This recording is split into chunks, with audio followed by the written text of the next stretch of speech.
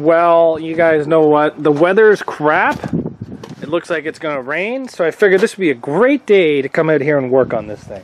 So what we've done is we've pulled out the radiators, we've pulled out the broken struts that are broke right in half, got the hood off, got this strut out. I don't think this strut block's doing us any good. The whole frame is gone. This thing is mangled, boys and girls. We're gonna rip this motor out. Gonna go underneath. I had Eddie over here helping me for a bit, but he had to leave. So, by far, this car is a piece of junk.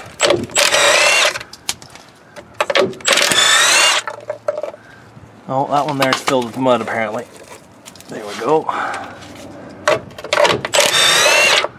Okay, so all the motor mounts are out. We do just have to cut this exhaust because it's connected to the frame. We have the power steering left. We're just going to undo the 24mm bolt. And we got the shifter cables. And I think that's just about it to get this thing out of there. I think you got these ones. So I don't know if you guys know this, but the 4-cylinder manual axles will work if you half shaft them into a 4-cylinder automatic. I think this motor is still good. I just don't think the transmission is any good. It needs a clutch. And all the shifter cables are broken. So we're just going to be ripping this thing out and putting it on the ground. So let's get this thing out.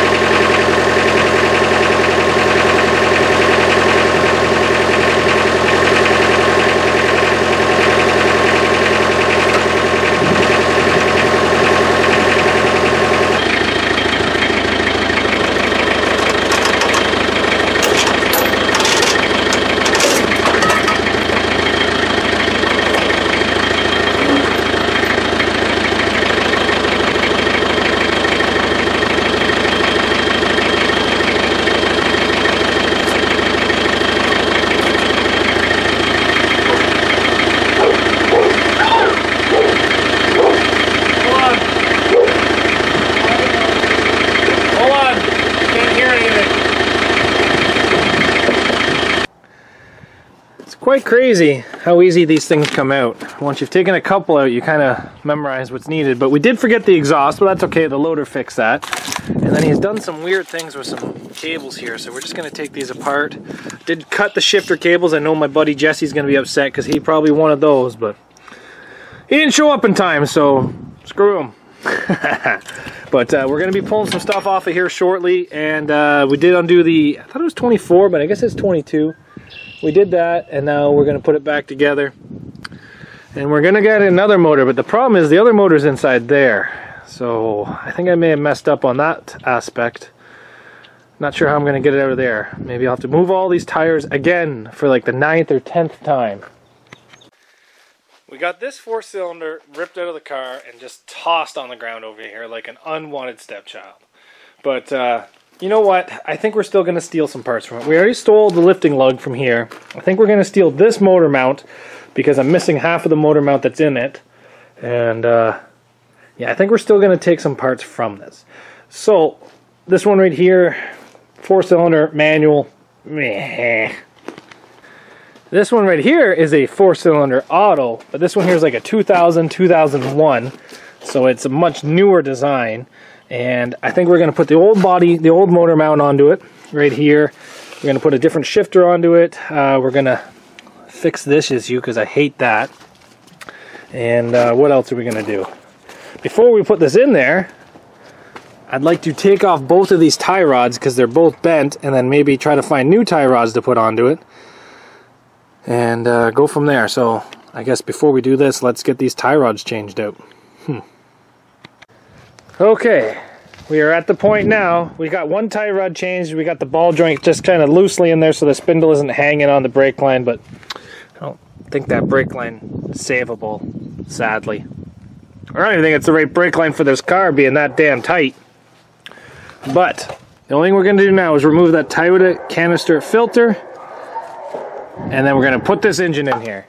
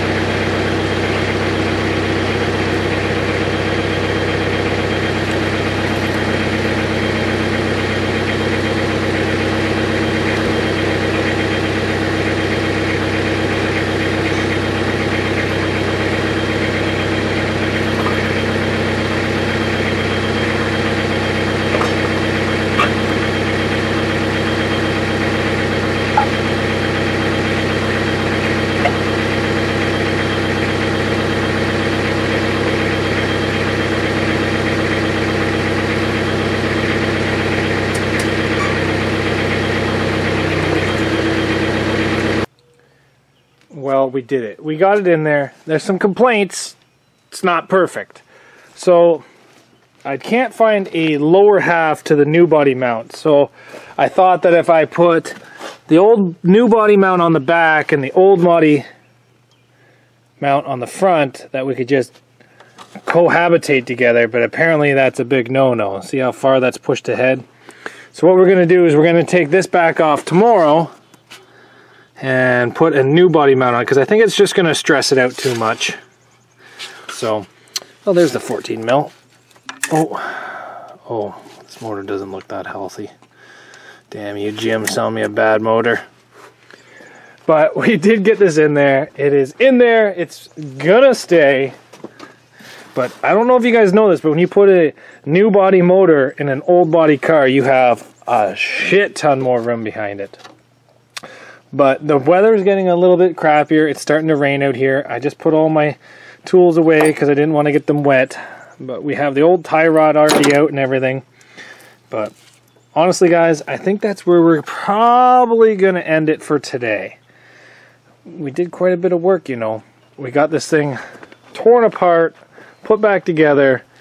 Well, kind of half put back together. We still got to do a lot more working on this.